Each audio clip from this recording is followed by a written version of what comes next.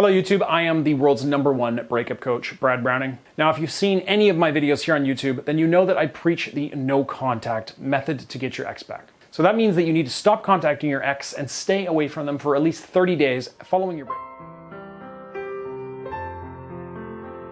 if you want to have any chance at getting them back. But this does present a problem. So if you've come looking for advice on getting your ex back, then you're someone who's proactive. You like taking action. This means, and I hear this all the time from my clients, you can't stand the waiting.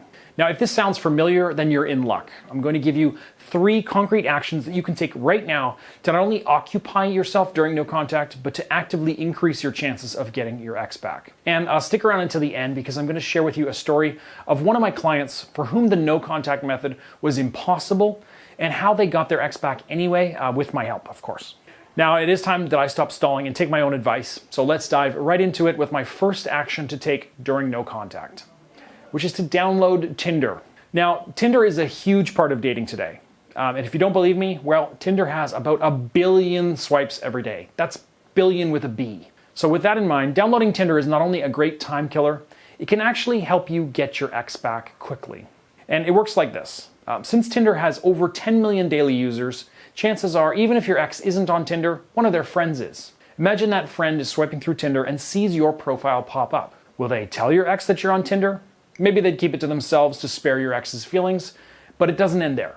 Because if your ex has one friend on Tinder, chances they have a dozen, and a few of those won't even know that you two have broken up yet. So it's only a matter of time. Sooner or later, one of these friends is going to let your ex know about your Tinder profile. And when they're given this news, your ex will go through several emotions. Shock, then anger, that you've moved on so quickly. But since they left you, they realize that the person they're really mad at is actually themselves. Then that realization sets in. If they don't reach out to you, they could lose you forever. So I do advise you not to swipe right on their friends at this stage. You're not trying to make them mad. You just want them to worry that if they don't move fast, you might move on.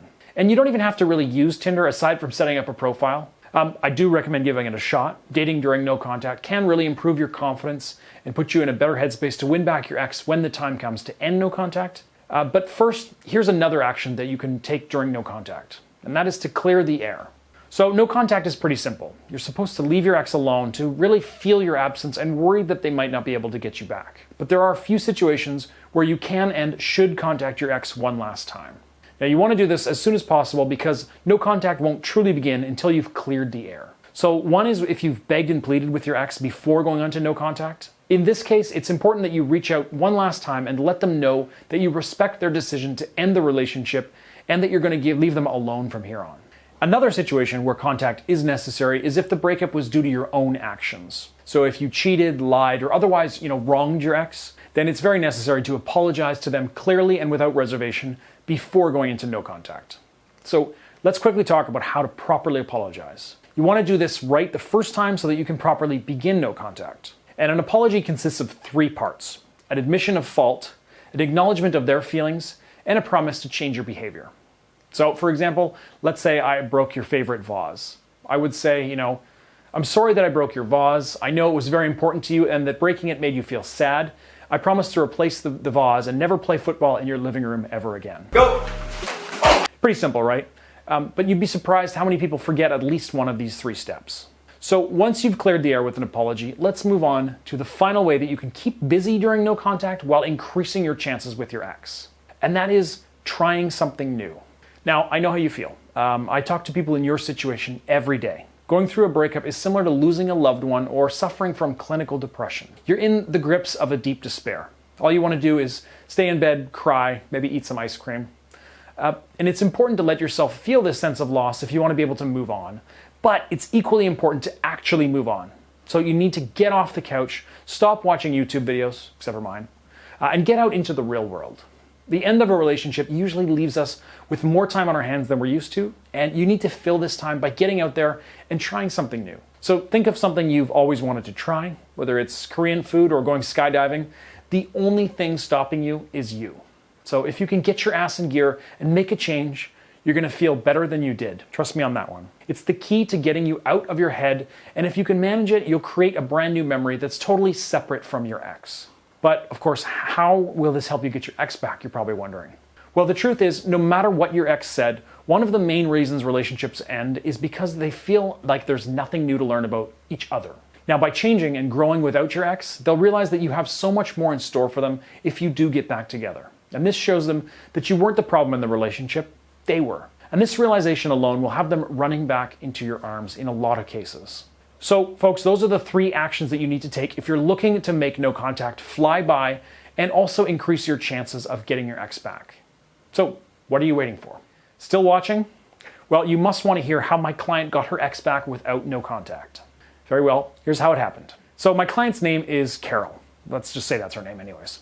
She came at me at the end of her rope. Her boyfriend had dumped her a couple of weeks before and she'd tried everything to get him back. But he remained firm and told her that she needed to move on. But there was a problem. They still lived together. Now, normally in this situation, I'd tell her to limit the contact and stay clear of the house as often as possible. But here's yet another wrinkle. They also worked together in the same office. So not only did she have to watch her ex slowly drift away, she had to maintain a working relationship with him or lose her job.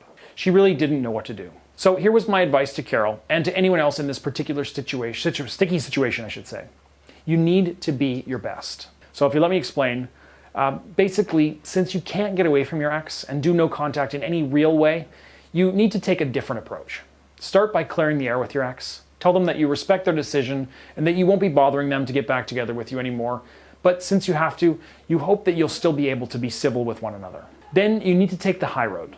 Be civil, polite, and accommodating to your ex at every turn, but keep firm boundaries. Don't give them any sense that you still have romantic or sexual feelings. Simply treat them like you would an old friend. And this can really throw your ex for a loop.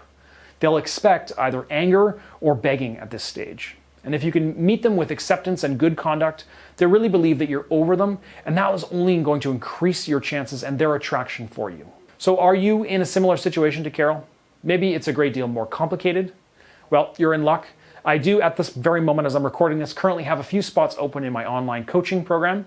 So just go to breakupbrad.com/coaching right now, and you'll be able to correspond with me directly, and together we'll work out a plan to put this breakup behind you and get your ex back once and for all. That's breakupbrad.com/coaching.